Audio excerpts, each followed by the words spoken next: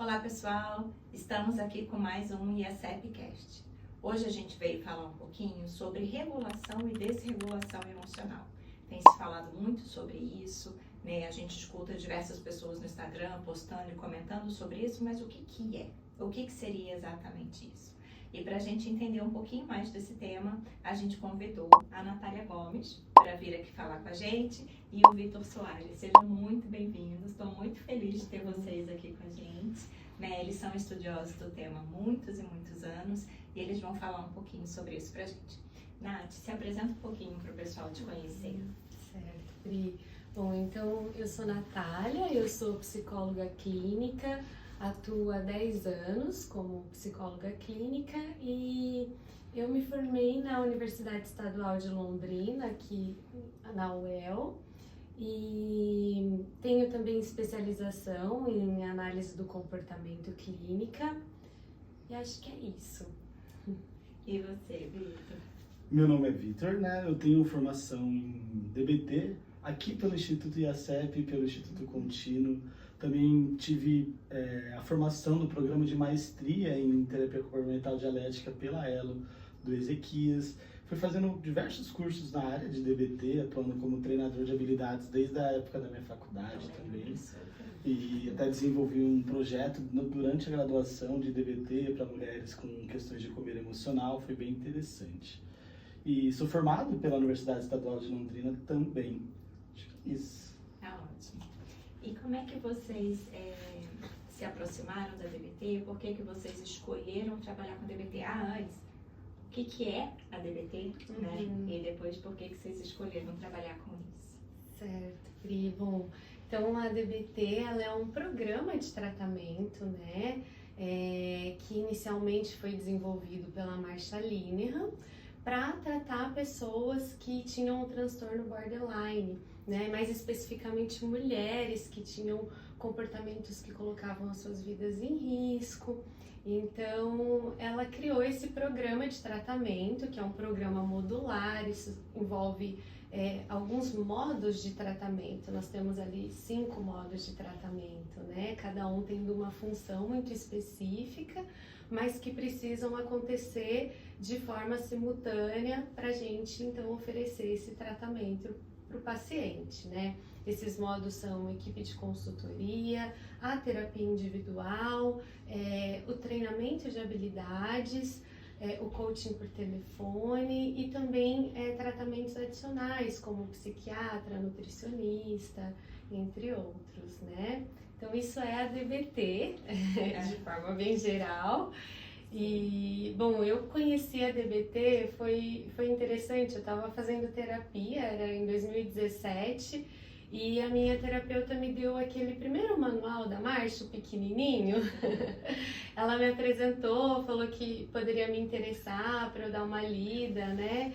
E aí eu comecei a ler, não estava entendendo muita coisa daquilo, porque a princípio, assim, é muito diferente, né? Complexo, né? Muito complexo, Pri. Cara, eu não estava entendendo praticamente nada estudando sozinha aquele livro, mas eu tinha gostado bastante da proposta.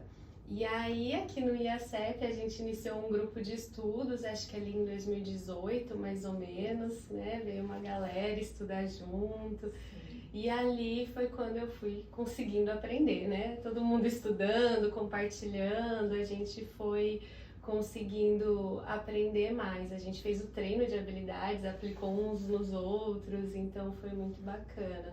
Então começou aí e a partir disso eu fui me envolvendo cada vez mais com os estudos, fazendo algumas formações, né? Na época, na vincular, aqui no IACEP, que aí eu fiquei apaixonada, assim, foi incrível. E aí teve a pandemia, eu comecei a atender mais adultos e fui já me direcionando para esse público, assim. Então até hoje é o meu maior público. E você, Vitor? Acho que se esbarra muito com a história, né, da Nath, porque nós somos irmãos também, né, não apresentamos isso. Verdade. E eu estava na graduação quando a Nath foi conhecendo a DBT e eu comecei a escutar essa sigla, DBT. O que é isso? achei legal, achei bonito o jeito de falar, não sabia nada do que era de fato. E aí eu fui estudar de curioso para entender, tanto que a Nath estava falando que ela gostava. E aí, novamente, o IACEP trouxe, eu acho que foi em 2019, que o IACEP trouxe um pessoal para dar o curso presencial, o Jean, o Igor, vieram aqui para o IACEP. Ali foi o meu primeiro contato, primeiro curso com a DBT mesmo, de fato. Então, ali eu conheci, fui aprendendo e me encantei profundamente. Assim, desde o meu primeiro ano de faculdade, eu era conhecido na faculdade como Vitor DBT, porque eu saía falando de DBT para todo mundo, em todos os lugares, em todas as oportunidades possíveis, né? Então, eu aprendi ali e com isso fui fazendo os cursos de formações, fui trabalhando como monitor. Então, eu fiz o curso de formação 3 vezes, se for parar para pensar, né? Foram 3 anos como monitor e em outros lugares também acabei conhecendo mais o programa de maestria também. Então foi assim que eu fui conhecendo, me encantando, trabalhando na área. Então na faculdade mesmo comecei com os treinamentos de habilidades e hoje atuo e atendo a população adulta somente também. O Vitor começou a ser treinador junto comigo enquanto ele ainda estava na faculdade, né? Sim. Então foi... Legal. Trabalhamos juntos. E eu só vou fazer uma aspas aqui. Vitor já fica convidado para vir no podcast para falar sobre o comer emocional, tá? Claro, Peguei o gancho. podemos. Então fala um pouquinho pra gente. O tema hoje é sobre desregulação emocional, né? E sempre você tem a desregulação, tem a regulação. Explica um pouquinho pro pessoal o que seria isso. Certo, Pri.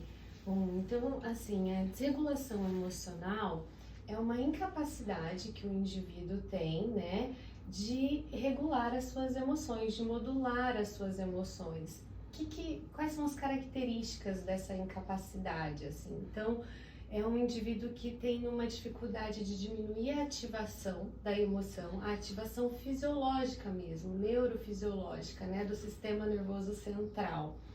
E a outra característica é a dificuldade de alternar a atenção para outros estímulos, para além daquilo que desencadeou uma emoção muito forte, né?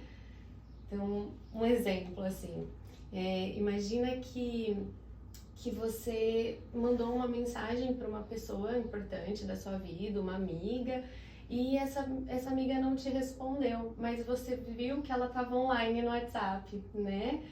E aí isso desencadeia uma emoção e você tem dificuldade de tirar a sua atenção disso. Então você começa ali a ruminar sobre isso. Ah, ela não me mandou mensagem, ela deve estar brava comigo. Será que ela não gosta mais de mim? E agora, né?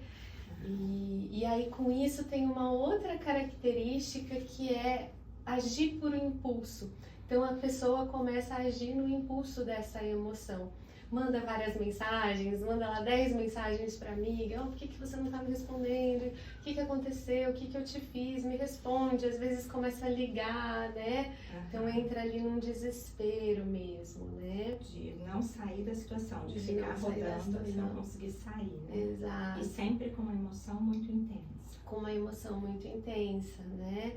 E aí tem essa dificuldade, então, de também agir em direção a objetivos e valores importantes para ela, né? Porque vamos imaginar que um valor na relação é a manutenção, o cuidado dessa relação, ou até o autorrespeito. E quando ela age nesse impulso, ela está indo meio que na contramão de tudo isso. Então, uma dificuldade de agir pensando em médio e longo prazo, né? Então, isso é a desregulação emocional. E a desregulação é o contrário, a regulação emocional é o contrário, né? Quando a pessoa tem a capacidade de regular, de inibir impulsos, de alternar a atenção, então ela vai conseguindo fazer isso.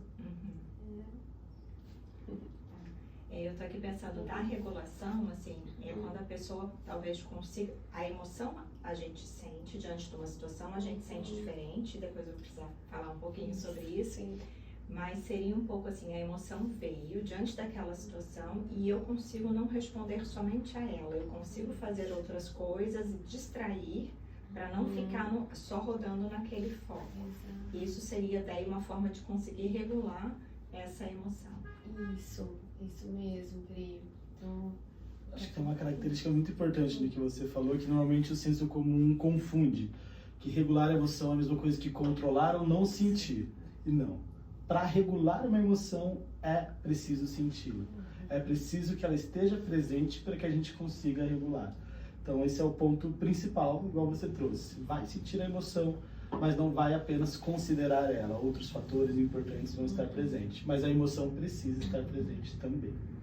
Isso é ótimo, né? Porque eu escuto várias vezes as pessoas falando, eu não quero sentir. Daí eu falo, essa é só depois que morrer. Porque enquanto a gente está vivo, a gente está sentindo o mundo e a gente tem que aprender a reconhecer o sentir e lidar com esse sentir. Perfeito, Bri. Isso é até assim, dentro da DBT, né? O modelo explicativo da emoção, ele traz justamente que a função, a emoção tem uma função na nossa vida, nós precisamos dela, então nós precisamos sentir, né? Ela existe porque nós precisamos dela. Então, e qual seria essa função, Nath? Na hora que você fala, a emoção tem uma função, quais seriam essas funções? Certo. Basicamente, são duas funções. A de motivar para agir, então a emoção ela gera um impulso de ação e ela nos motiva para agir. E em algumas situações isso é extremamente importante, né? Principalmente quando a gente precisa agir rápido, que não dá tempo de pensar, de raciocinar, a gente só tem que agir no impulso da emoção mesmo. Outras vezes a gente precisa equilibrar isso com a razão, né? Com as metas, os nossos objetivos, mas ela está nos motivando para agir também. E a outra função é de comunicação. Então a emoção ela comunica algo para nós sobre o nosso ambiente e sobre nós mesmos, né? Então o medo, por exemplo, ele nos motiva para lutar ou fugir e ele comunica que tem um perigo, né? E o quanto isso é importante para a gente sobreviver, inclusive, né? Mas não só o medo, o amor, a alegria, a tristeza, a raiva, todas as emoções vão estar trazendo comunicações pra gente, né? Eu sempre brinco da emoção, assim, sabe que o tanto que é importante a gente sentir, principalmente eu sempre falo que é a forma mais eficaz, assim, sabe? Você tem um prazo para cumprir, o teu prazo é até quinta-feira. Você enrolou, na quarta-feira começa a dar aquela ansiedade de meu Deus, meu Deus, meu Deus. Eu falo como a gente se torna eficaz, né? Que a gente consegue cumprir tudo no prazo, até quinta-feira a gente entrega. Então existe uma emoção, gera um quadro de ansiedade, mas isso faz com que a gente aja, a gente se motiva para aquela ação, né? Então ela é muito importante, assim.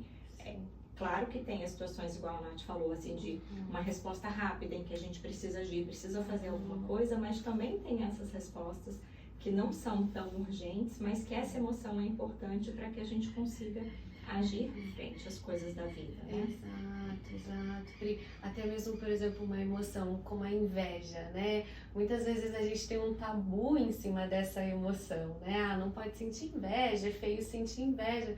Mas a inveja é muito importante. Muitas vezes ela está comunicando que o outro tem algo que eu gostaria de ter e que eu posso então me motivar. Essa inveja pode me motivar a agir em prol de alcançar isso, de trabalhar para ter isso também, né?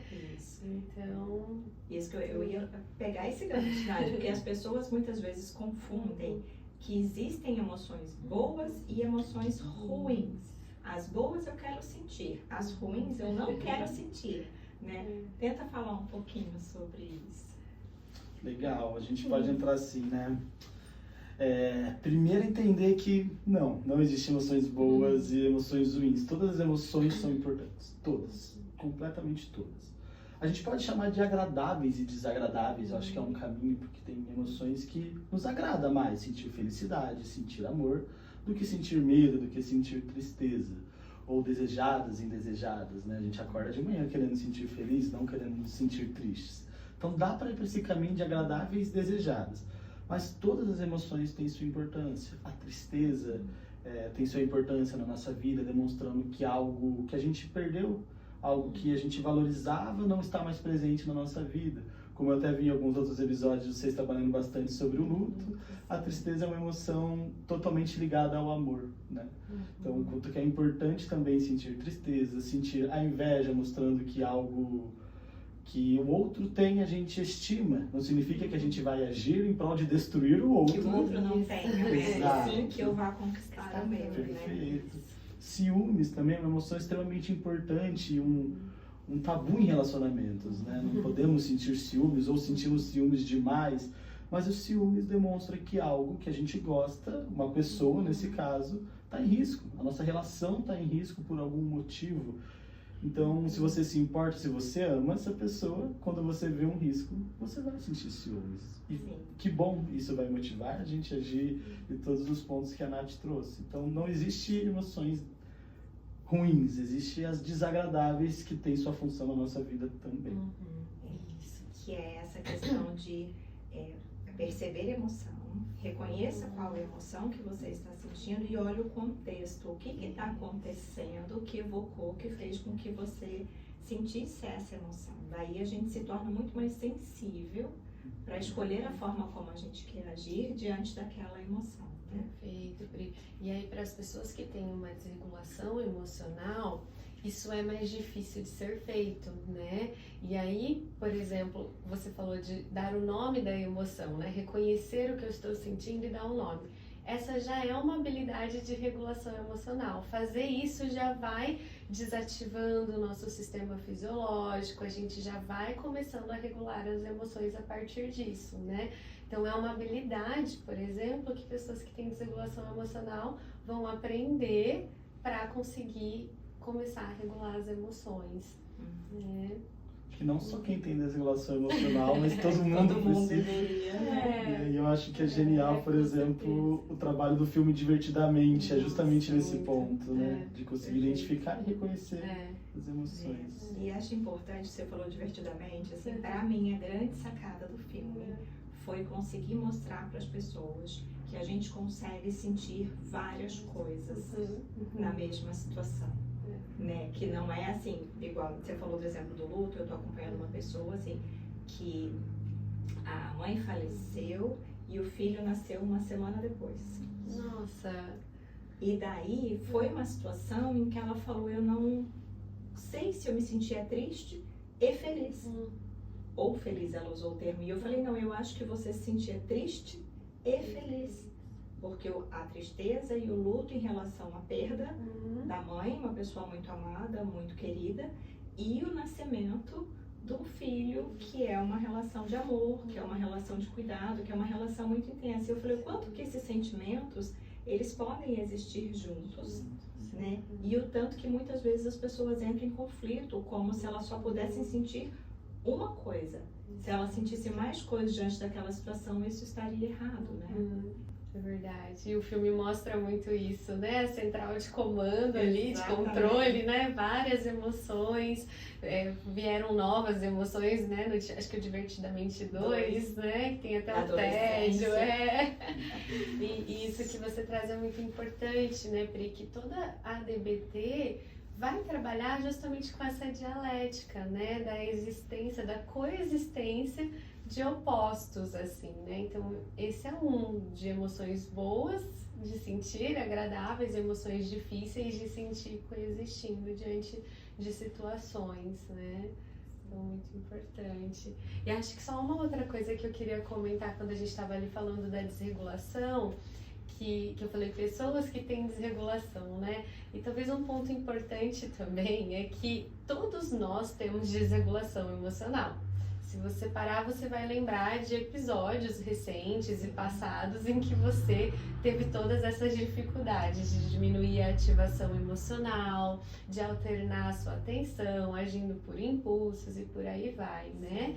E acho que a diferença que a DBT ali, o programa, né, vem para tratar pessoas com desregulações emocionais pervasivas, mas todo mundo pode se beneficiar da aprendizagem de regulação emocional, né? Isso é importante. E daí me explica um pouquinho, tem pessoas que são mais, eu vou usar o termo sensíveis, assim, que elas sentem mais, porque eu vejo assim, como que algumas pessoas conseguem regular mais fácil, outras pessoas conseguem, tem mais dificuldade em se regular, assim, existe essa sensibilidade que é diferente?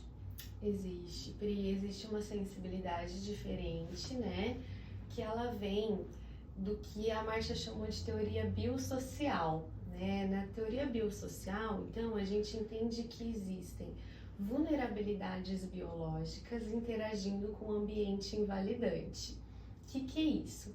A pessoa, ela tem uma vulnerabilidade biológica que é determinada geneticamente e continua a ser modulada pelo ambiente, essa vulnerabilidade, né? Então, isso significa que ela tem uma sensibilidade maior, então um estímulo emocional vai disparar essa emoção, ela vai ter uma percepção desse estímulo mais acurada do que a gente. Então, mais ou menos assim, um tom de voz, um olhar, um gesto do corpo pode ser um estímulo para desencadear uma emoção, né, para a pessoa que é mais vulnerável e que não seria para outra pessoa que talvez não perceba, não esteja vulnerável a esses sinais. E aí essa emoção, ela sobe muito rápido e ela atinge um pico muito acima da norma, da média, né? Então a gente fala que ela sente rápido e sente intenso. E depois tem uma dificuldade de retornar para a linha de base com essa emoção, né? Diminuir essa ativação. Então essa vulnerabilidade é um modo de funcionar no sistema emocional da pessoa que foi determinado pela genética. Então ela nasce assim, não é frescura, né? Não é, muitas vezes as pessoas usam assim, é muito dramática, né? Não, ela tem uma dificuldade real, né?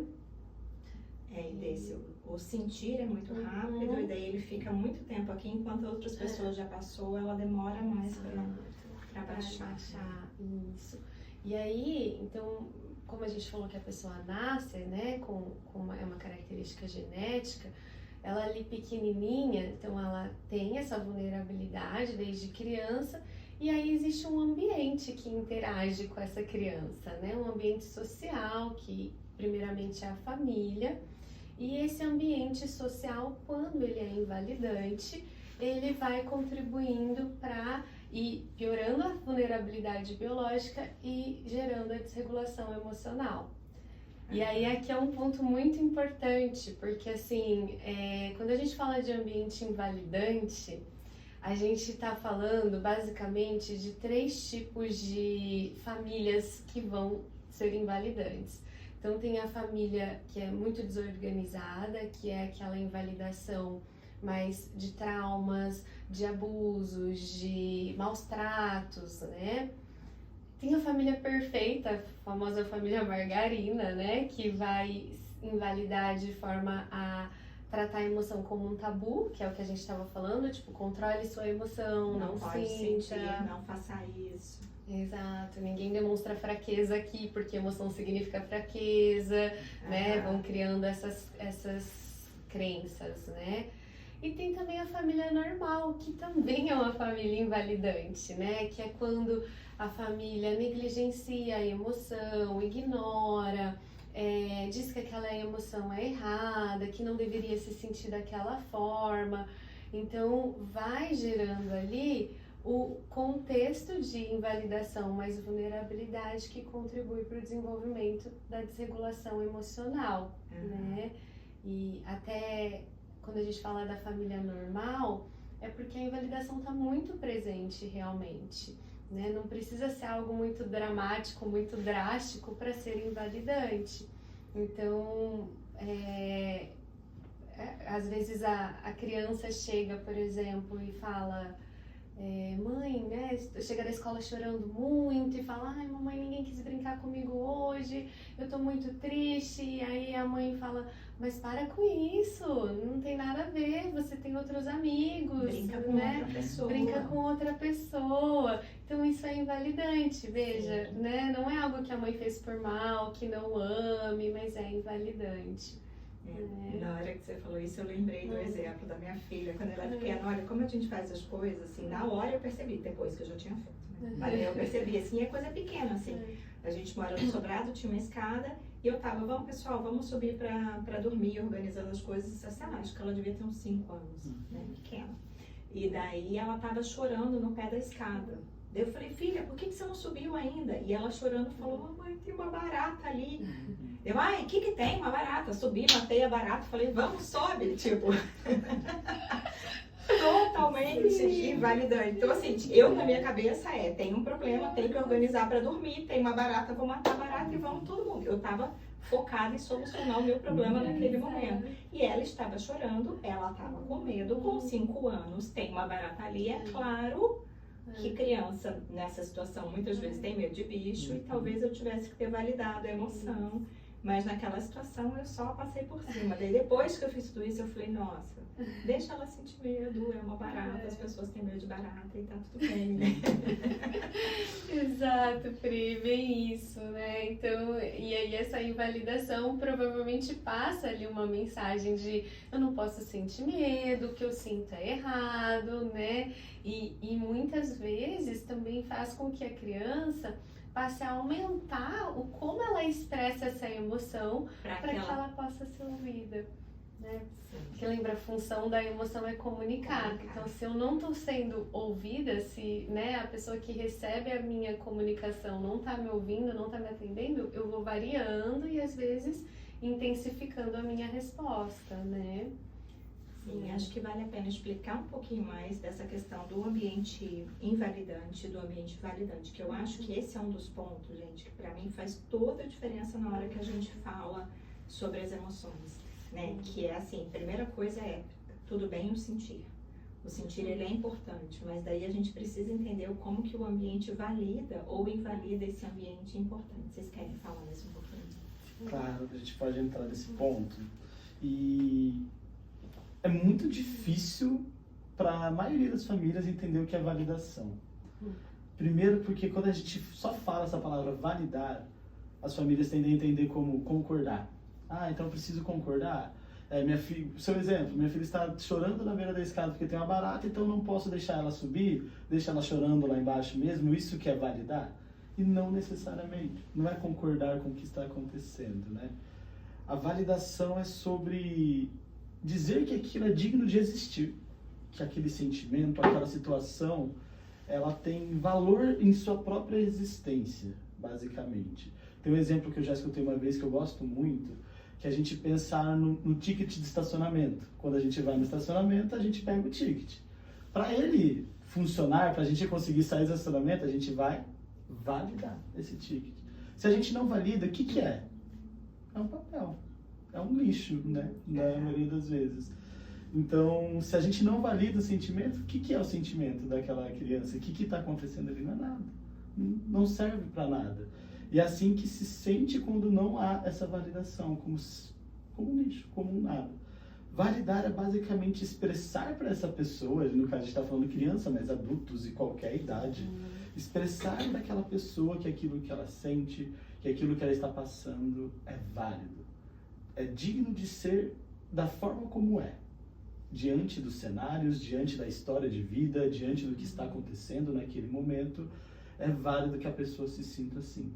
Então, no exemplo, eu vou pegar o exemplo seu porque eu achei que ele é muito bom para construir essa imagem, seria dizer para a filha que está tudo bem sentir medo diante de uma barata, e isso não necessariamente você não poderia ir lá matar a barata e falar assim, vem aqui filha, vamos matar a barata juntos, vamos solucionar essa situação, vamos encontrar um caminho, porque não dá para nunca mais subir quando tiver uma barata, trancar o quarto e falar, deixa o quarto para barata, né?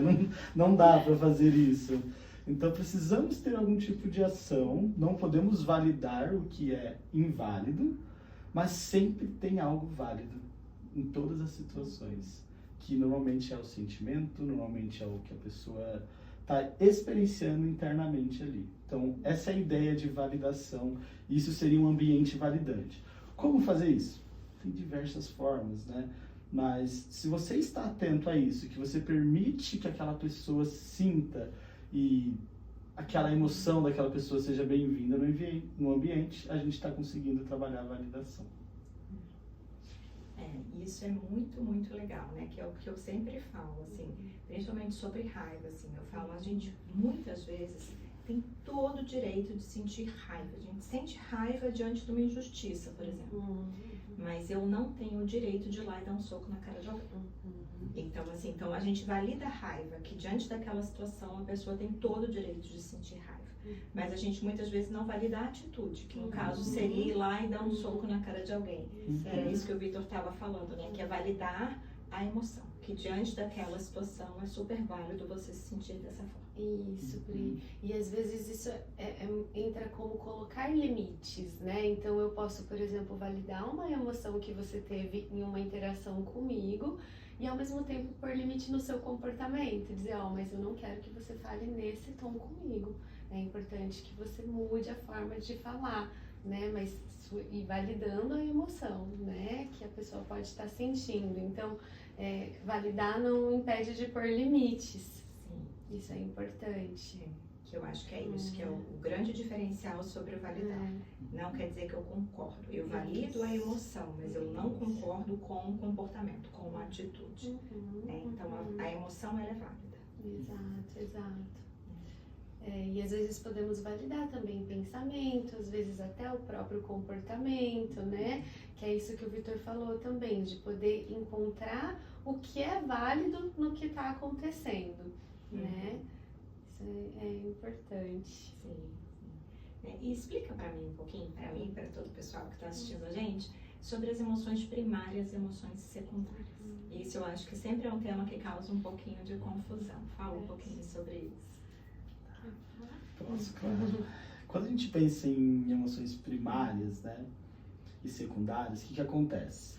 Nós sempre temos reações emocionais diante dos eventos que acontecem na nossa vida. E a emoção é muito mais do que apenas uma percepção interna de um estado corporal. Então, quando a gente, meu coração está acelerado, então eu estou sentindo medo? Pode ser medo, pode ser raiva. Para conseguir chegar e compreender o que é uma emoção, nós não podemos apenas nos pautar nessa sensação interna. Tem vários eventos que acontecem no nosso ambiente, que acontecem dentro de nós, toda uma interação entre sistemas que vai construir o que é uma emoção. E qual que é a diferença de uma emoção primária e secundária? A emoção primária é aquilo que a gente sente diante do que de fato está acontecendo numa situação. Então, se a gente perde alguém, a gente vai sentir tristeza, muito provavelmente. Mas a gente pode sentir raiva porque estamos tristes. Talvez foi uma pessoa que fez mal pra gente num relacionamento. A gente se sente triste porque um companheiro ou uma companheira nos traiu e terminou aquele relacionamento. Mas eu sinto raiva de mim porque eu estou triste por conta daquela pessoa. Como assim eu estou triste? A pessoa me traiu. Que pessoa que eu sou que vai sentir tristeza diante disso? Eu tenho que agradecer que eu me livrei. E aí começa a sentir raiva porque está sentindo triste. Essa raiva se torna uma emoção secundária. É uma emoção sentida por conta de uma outra emoção que a gente já sentiu. E aí a gente sempre tem que trabalhar a emoção primária. Reconhecer e regular a emoção primária.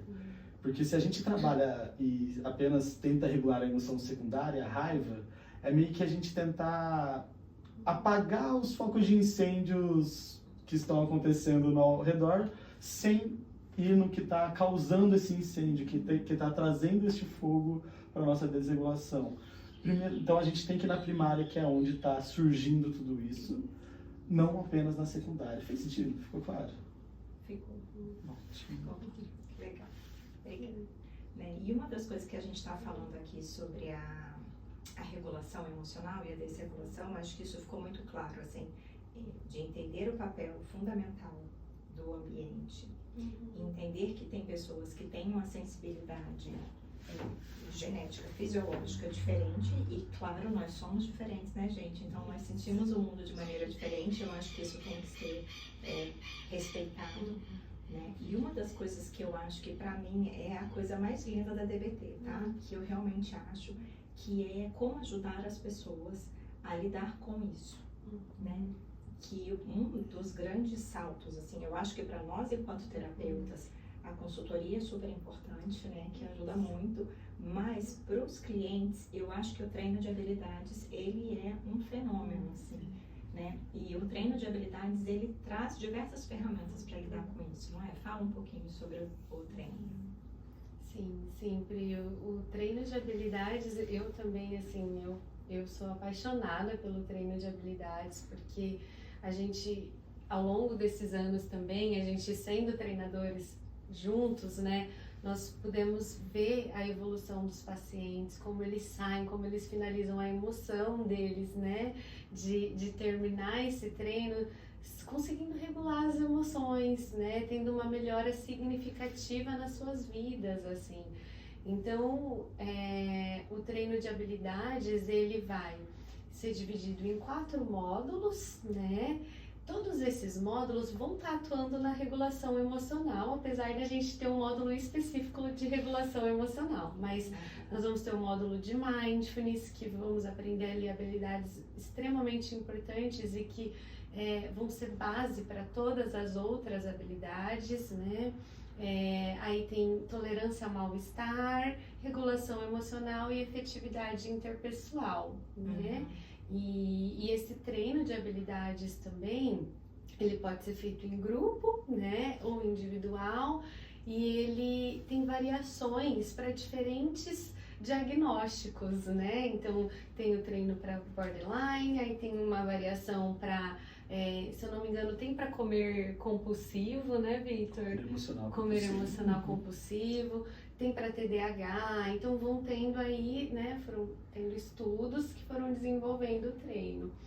E ele acontece de forma simultânea com a terapia, né? Ele não é terapia, mas ele é parte desse tratamento.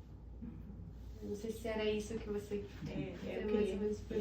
que eu fiquei pensando assim, uma das coisas que eu acho do treino, que realmente assim, eu falo assim, todo mundo deveria fazer ele pelo menos uma vez na vida, né? Eu falo, nossa sociedade ia ser tão melhor se todo mundo tivesse feito pelo menos uma vez na vida. Tem, né? até para escolas, né? Também, bem bacana. Imagina, assim, se fosse uma disciplina dentro de uma grade curricular. Ia fazer uma grande diferença, assim, é porque eu acho que criou um pouco esse não é um mito, né? É porque partiu disso, do estudo da marcha, de que eram para pessoas border, né? E assim, 10 pessoas falam, eu não vou fazer isso porque eu não sou border. Eu falo, não, por favor, faça, né? Porque o treino de habilidades, assim, é treino de habilidades para a vida, né? E que a gente está falando de regulação e desregulação, e foi o que a Nath falou no começo, assim, todo mundo em algum momento da vida já desregulou. Todo mundo já passou por isso em algum momento e ainda vai passar, tá, gente? Todo mundo tá sujeito a acontecer diversas coisas da vida que a gente vai passar por isso. E o quão importante seria a gente ter ferramentas, né, para conseguir lidar com tudo isso. Perfeito. Acho que a gente ligando alguns pontos, quando a gente fala de um ambiente invalidante, de uma vulnerabilidade biológica, o que a gente tem diante? Como que a gente pode agir para modificar isso? E as habilidades vêm bem nesse lugar. As nossas ações diante das nossas emoções, diante dos eventos da vida, que vão modular, inclusive, a própria parte biológica. Então, se a gente aprende a identificar e nomear emoções, a agir em oposições a emoções que nos levam para lugares destrutivos, solucionar problemas emocionais, que são algumas das habilidades que a gente aprende ali no treino, a gente vai estar alterando a nossa parte da nossa sensibilidade biológica. É claro que não diretamente, né? A gente não vai alterar genes, mas a gente altera a expressão disso no nosso corpo. Então, é o que a gente tem para aprender novamente como viver com essas emoções mais intensas, porque vão ser. Como que eu vivo, como que eu ajo diante disso, são as habilidades do treinamento. E vai alterar todo esse processo também. Isso, muito legal, gente. Obrigada, né? Acho que ficou bem claro para o pessoal esse tema que a gente veio conversar hoje. Queria saber se vocês querem complementar com mais alguma coisa, querem falar alguma coisa.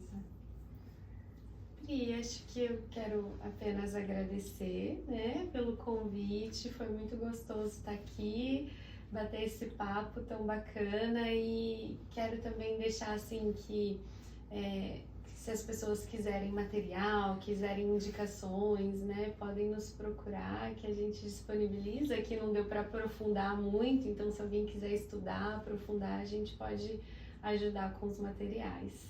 Tá, acho que é isso. Perfeito.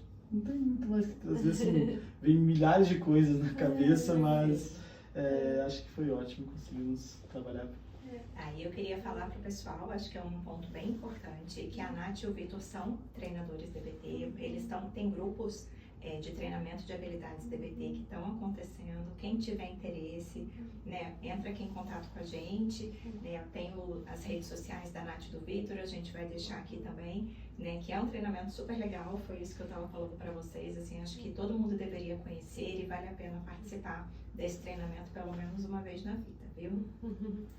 Muito bom. Queria muito, muito agradecer, foi um bate-papo super gostoso, né? A gente aqui não consegue explorar tudo, né? Até porque não é o objetivo, né? A DBT é muito extensa, né? Igual você falou, é de uma complexidade enorme de conhecer tudo isso.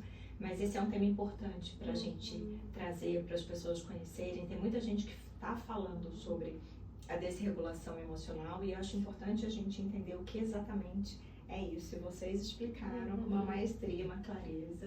Né? Muitíssimo obrigada pela participação de vocês. Obrigada, Pri. Então tá bom, pessoal. Até a próxima. Tchau, tchau.